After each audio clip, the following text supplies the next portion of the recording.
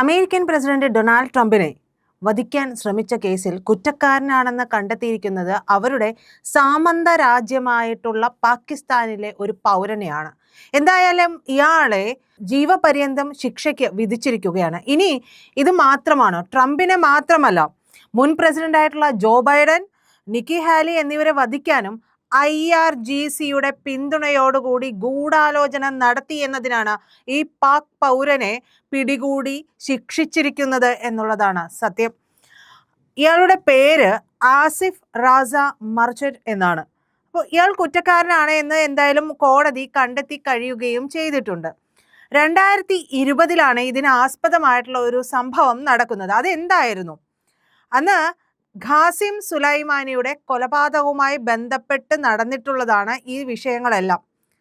ആ വിഷയത്തിലുണ്ടായിട്ടുള്ള പ്രതികാര ബുദ്ധി എന്നോണമാണ് ഈ പാക് പൗരനും ഇറാന്റെ വലം കൈയായി പ്രവർത്തിച്ചിരുന്നത് എന്നുള്ളതാണ് കണ്ടെത്തിയിരിക്കുന്ന കാര്യം.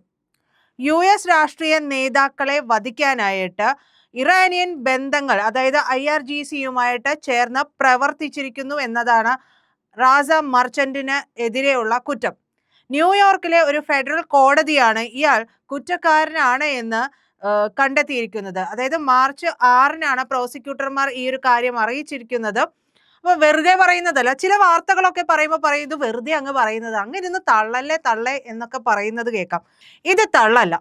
ഇതിപ്പോ കൊടുത്തിരിക്കുന്നത് എന്ന് പറയുന്നത് വിയോർ എന്ന് പറയുന്ന ഒരു മാധ്യമം കൊടുത്തിരുന്നത്. അത് മാത്രമല്ല കേട്ടോ, നിരവധി മാധ്യമങ്ങൾ, നാഷണൽ ഇന്റർനാഷണൽ മാധ്യമങ്ങളിലെല്ലാം ഈ കാര്യം വാർത്തയായിട്ടുണ്ട് എന്നുള്ളത് തന്നെയാണ്.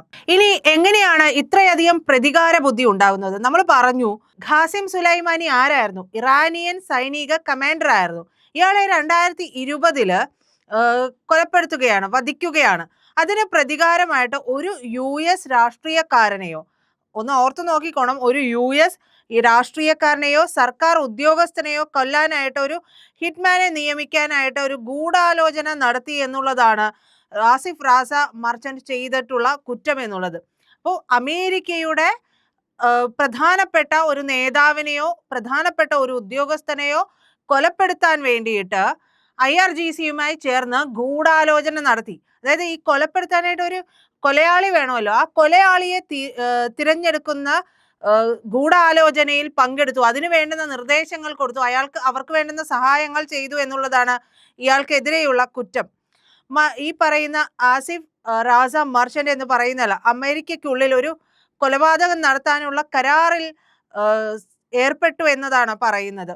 അപ്പോ ഇത് ബ്രൂക്ലിനിലെ ഫെഡറൽ കോടതിയിലാണ് ഈ വിധി പുറപ്പെടുവിച്ചിട്ടുള്ളത്. ട്രംപിനെ കൊല്ലാനായിട്ടുള്ള ഗൂഢാലോചനയുമായിട്ടാണ് മർച്ചന്റ് അമേരിക്കയിൽ എത്തിയതെന്നാണ് അറ്റോർണി ജനറൽ പാം ബോണ്ടി നേരത്തെ പറഞ്ഞിട്ടുണ്ടായിരുന്നു. ഈ ഒരു കാര്യവുമായി ബന്ധപ്പെട്ടാണ് ഈ പാക് പൗരൻ വന്നിട്ടുള്ളത് എന്നുള്ളതാണ്. അപ്പോൾ പ്രസിഡന്റ് ട്രംപിനെ കൊല്ലാനുള്ള പ്രതീക്ഷയിലാണ് ഇയാൾ എത്തിയത് എന്നാണ് അർത്ഥം. നമ്മൾ പറഞ്ഞു, ഖാസിം സുലൈമാനി ഇറാനിയൻ സൈനിക കമാൻഡർ ആയിരുന്നു. ഇയാളെ കൊലപ്പെടുത്തിയതിനുള്ള പ്രതികാരത്തിൽ ഏർപ്പെടുകയായിരുന്നു പാക് പൗരനായിട്ടുള്ള ഈ ആസിഫ് റാസ മർച്ചന്റ് എന്ന് പറയുന്ന ആള്. അപ്പോൾ ഇയാള് റെവല്യൂഷണറി ഗാർഡ്സ് എന്ന് പറയുന്നതാണ് IRGC എന്ന് പറയുന്നത്. ഇയാളിന്റെ കമാൻഡർ ആയിരുന്ന സുലൈമാനി ഇറാന്റെ വിദേശ സൈനിക പ്രവർത്തനങ്ങൾക്കെല്ലാം നേതൃത്വം നൽകിയിരുന്നു. അപ്പോൾ ട്രംപിന്റെ ആദ്യ ഭരണകാലത്താണ് ഖാസിം സുലൈമാനി കൊല്ലപ്പെടുന്നത്. വിചാരണ വേളയിൽ ഈ അമേരിക്കൻ ഉദ്യോഗസ്ഥരെ ലക്ഷ്യം വയ്ക്കാനായിട്ട് മർച്ചന്റ് ഒരു ഹിറ്റ്മാനെ റിക്രൂട്ട് ചെയ്യാൻ തീരുമാനിച്ചു എന്നാണ് പറയുന്നത്. അപ്പൊ ഈ മർച്ചന്റ് എന്ന് പറയുന്നയാൾക്ക് തിരിച്ച് ഈ കോടതിയോട് പറയാനും കാര്യങ്ങൾ ഉണ്ടാകുമല്ലോ. കോടതി ചോദിക്കുമല്ലോ എന്തെങ്കിലും പറയാനുണ്ടോ എന്ന്. അപ്പോൾ അയാൾ പറഞ്ഞിട്ടുള്ള ഒരു ഉത്തരം എന്ന് പറയുന്നത്, ടെഹ്റാനിലുള്ള തൻ്റെ കുടുംബത്തെ സംരക്ഷിക്കുന്നതിന് വേണ്ടിയിട്ടാണ് ഈ കൊലപാതകം നടത്താനുള്ള ഗൂഢാലോചനയിൽ ഇയാൾ പങ്കെടുത്തത് എന്നുള്ള വാദമാണ് ഇയാൾ ഉന്നയിച്ചത്. പക്ഷെ അത് കോടതി മുഖവിലേക്ക് എടുത്തില്ല എന്നുള്ളതാണ്. എന്തിനു വേണ്ടിയാണെങ്കിലും മറ്റൊരാളെ കൊലപ്പെടുത്താനായിട്ട് തീരുമാനിക്കുക എന്നുള്ളതിനെയാണ് നോക്കിക്കണ്ടത്. അപ്പോൾ റെവല്യൂഷണറി ഗാർഡുകളിൽ നിന്ന് അവർക്ക് അപകടം ഉണ്ടായതായിട്ടും ഇയാൾ അവകാശപ്പെടുകയും ഒക്കെ ചെയ്യുന്നുണ്ട്. എന്നാൽ ഇയാൾ പിന്നീടുള്ള ചോദ്യം ചെയ്യൽ, ഇയാളെ ആദ്യം ചോദ്യം ചെയ്യുന്നതിനിടയിൽ പറഞ്ഞതൊന്നും അല്ല പിന്നീട് പറഞ്ഞത് എന്നുള്ളതാണ്. കാരണം അയാൾ കൃത്യമായി പറഞ്ഞിട്ടുണ്ട്, ഇസ്ലാമിക് റെവല്യൂഷണറി ഗാർഡ് കോർപ്പസിന്റെ പരിശീലനം തനിക്ക് ലഭിച്ചിരുന്നു എന്നുള്ളത് US-ന്റെ നീതിന്യായ വകുപ്പിനോട് ഇയാൾ സമ്മതിക്കുകയും ചെയ്തിട്ടുണ്ട്. 2024 ഈ രാഷ്ട്രീയ കൊലപാതകങ്ങളൊക്കെ സംഘടിപ്പിക്കാനായിട്ട് IRGC തന്നെ അമേരിക്കയിലേക്ക് അയച്ചതാണ് എന്നും ഇയാൾ സമ്മതിക്കുകയുണ്ടായി.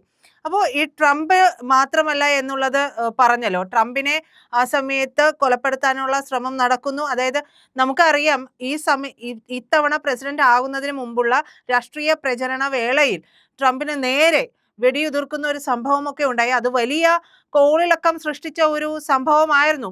ഈ വെടിയേൽക്കുന്നതിൽ നിന്ന് അദ്ദേഹത്തെ അത്രത്തോളം പ്രൊട്ടക്ട് ചെയ്തതുകൊണ്ടാണ് അദ്ദേഹത്തിന്റെ ജീവന് അപായമൊന്നും സംഭവിക്കാതിരുന്നത്. ഇനി ഇത് മാത്രമല്ല, നമ്മൾ മുൻപേ പറഞ്ഞു, ഇവർ ലക്ഷ്യമിട്ടിരുന്നത് മുൻ പ്രസിഡന്റ് അല്ലെങ്കിൽ ഒരു രാഷ്ട്രീയക്കാരനെയോ ഉന്നത ഉദ്യോഗസ്ഥനെ ആയിരുന്നു എന്നുള്ളത്. ആ തലത്തിലാണ് നിക്കി ഹാലിയും മുൻ പ്രസിഡന്റും ഒക്കെ ഇവരുടെ ലിസ്റ്റിലേക്ക് പെടുന്നത് എന്നുള്ളതാണ്. 2024 ഏപ്രിലാണ് മർച്ചന്റ്, അതായത് ആസിഫ് റാസ മർച്ചന്റ് എന്ന് പറയുന്ന ഈ പാക് ചാരൻ, ഇറാന് വേണ്ടിയുള്ള പാക് ചാരൻ അമേരിക്കയിലേക്ക് എത്തുന്നത്. ജൂണിൽ ന്യൂയോർക്കിലെ രഹസ്യ US നിയമനിർവഹണ ഉദ്യോഗസ്ഥരായിരുന്ന ഉദ്യോഗസ്ഥനെ ഈ കൊലയാളി കണ്ടെത്തുകയായിരുന്നു. 2024 ഏപ്രിലിൽ മർച്ചന്റ് അമേരിക്കയിലെത്തുന്നു. ജൂണിൽ ന്യൂയോർക്കിലുള്ള രഹസ്യ US നിയമനിർവഹണ ഉദ്യോഗസ്ഥർ ഇയാളെ കണ്ടെത്തുകയാണ്. അതായത് 2024 ജൂലൈയിൽ രാജ്യം വിടുന്നതിന് മുമ്പ് ഇയാളെ പിടികൂടുകയായിരുന്നു എന്നത് അർത്ഥമാക്കുന്നത്. അപ്പൊ ഇറാൻ ഭരണകൂടത്തിന്റെ നിർദ്ദേശപ്രകാരം അമേരിക്കൻ മണ്ണിൽ ഒരു അമേരിക്കൻ രാഷ്ട്രീയക്കാരനെയോ ഒരു സർക്കാർ ഉദ്യോഗസ്ഥനെയോ വധിക്കാനായിട്ടാണ് ഇവർ പദ്ധതി ഇട്ടിരുന്നത്. അപ്പൊ നോക്കുക, അമേരിക്ക തീറ്റുപോറ്റുകയാണ് പാകിസ്ഥാനെ. ആ പാക് പൗരനാണ് ഇവിടെ വന്നിട്ട് പ്രസിഡന്റിനെ കൊല്ലാൻ ശ്രമിച്ചത് എന്നുള്ളതാണ്. നമ്മൾ പറയില്ലേ, പാല് കൊടുത്ത കൈക്ക് തന്നെ കൊത്തുക എന്ന് പറയുന്നത് പോലെയാണ്.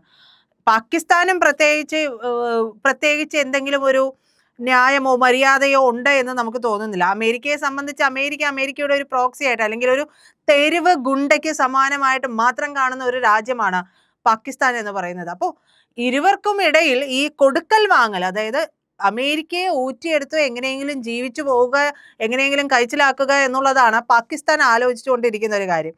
അമേരിക്കയ്ക്ക് ഒരു പരിധി കഴിയുമ്പോൾ സ്വാഭാവികമായിട്ടും പാകിസ്ഥാൻ എന്നുള്ളത് ഒരു തലവേദനയായി മാറുകയും ചെയ്യും.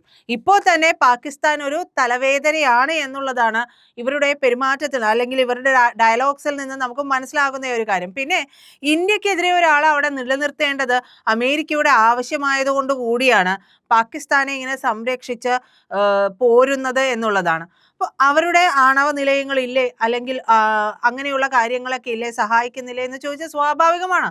അത് ഇന്ത്യയോട് ഏറ്റുമുട്ടാൻ അവിടെ ഇന്ത്യയോട് ചേർന്ന് നിൽക്കുന്ന ഒരു രാജ്യം ഉണ്ടാകണം എന്നുള്ളതായിരുന്നു അമേരിക്കയുടെ താല്പര്യം. പക്ഷേ എന്നും അമേരിക്ക ചെന്ന് വാങ്ങിയിട്ടുള്ള കഥകളാണ് നമ്മൾക്ക് നോക്കിയാൽ മനസ്സിലാക്കാൻ കഴിയുന്നത്. അമേരിക്ക എവിടെയെങ്കിലും ചെന്ന് കയറിയിട്ടാണ് അവസാനം അമേരിക്കയ്ക്ക് തന്നെ തലവേദനയാകുന്ന രീതിയിലേക്ക് ഈ കാര്യങ്ങൾ പോയിട്ടുണ്ട് എന്നുള്ളതാണ്. അപ്പം നമുക്ക് വ്യക്തമാകുന്ന ഒരു കാര്യം, അമേരിക്കക്കെതിരെയും പാകിസ്ഥാനിൽ പ്രവർത്തനം നടക്കുന്നുണ്ട്. അല്ലെങ്കിൽ എന്തിനാണ് ഇയാൾ പ്രസിഡന്റ് ട്രംപിനെ ഉൾപ്പെടെയുള്ളവരെ കൊല്ലാൻ ശ്രമിക്കാനായിട്ട് ഇറാനിൽ നിന്ന് പാകിസ്ഥാൻ പൗരനായിട്ടുള്ള ഇയാൾ അമേരിക്കയിലേക്ക് എത്തുന്നത്? പിന്നീട് ഇയാൾ രാജ്യം വിടുന്നതിന് മുമ്പ് പിടികൂടുകയാണ് അന്വേഷണ ഏജൻസികൾ എന്നുള്ളതാണ്. എന്തായാലും ഇയാളെ ജീവപര്യന്തം തടവിന് ശിക്ഷിച്ചിരിക്കുകയാണ്. കാരണം ഗൂഢാലോചനയിൽ ഏർപ്പെട്ടു എന്നുള്ളതാണ് ഇയാൾക്കെതിരെ വന്നിട്ടുള്ള ഒരു കുറ്റം. അതുകൊണ്ട് തന്നെ ഈ കോടതി ഇതെല്ലാം സ്ഥിരീകരിച്ചതിന് ശേഷം ആദ്യം ഇയാൾ ഇതെല്ലാം തള്ളിക്കളയുന്നുണ്ട്. പിന്നീട് ഇയാൾ സമ്മതിക്കേണ്ടി വരുന്നു. തെളിവുകൾ സഹിതം വിചാരണ ചെയ്യപ്പെടുമ്പോൾ ഇയാൾ സമ്മതിക്കേണ്ടി വരുന്ന ഒരു സാഹചര്യം കൂടിയുണ്ട് എന്നുള്ളതാണ്. അപ്പൊ അന്വേഷണ ഉദ്യോഗസ്ഥർക്ക് മുമ്പിൽ ഇയാൾ കുറ്റം സമ്മതിക്കുന്ന സാഹചര്യത്തിലേക്ക് എത്തുന്നു. തെളിവുകൾ എല്ലാം ഇയാൾക്കെതിരായി വരികയും ചെയ്യുന്നു. എന്തായാലും പ്രസിഡന്റ് ട്രംപിനെ ഉൾപ്പെടെയുള്ളവരെ കൊലപ്പെടുത്താൻ ശ്രമിച്ചയാളെയാണ് US കോടതി ജീവപര്യന്തം തടവിന് ശിക്ഷിച്ചിരിക്കുന്നത്. പ്രിയപ്പെട്ട പ്രേക്ഷകരെ, പതിവ് പോലെ ഒരിക്കൽ കൂടി ഞാൻ ആവർത്തിക്കുകയാണ്, ഇന്ത്യ ലൈവ് ചാനൽ സബ്സ്ക്രൈബ് ചെയ്യണം. ഒന്നും ചെയ്യണ്ട, നമ്മുടെ ആ ഇന്ത്യ ലൈവിൻ്റെ ലോഗോ ഉണ്ടല്ലോ, IND എന്ന് കാണുന്ന ലോഗോയിൽ ഒന്ന് വിരലമർത്തിയാൽ ചാനലിൻ്റെ പ്രൊഫൈൽ ഓപ്പണായി വരും. അവിടെ സബ്സ്ക്രൈബ് ബട്ടണിലൊന്ന് അമർത്തുക, ഇപ്പുറത്ത് കാണുന്ന ബെൽ ഐക്കണും ഒന്ന് അമർത്തുക. അങ്ങനെ ഞങ്ങളെ സഹായിക്കുക.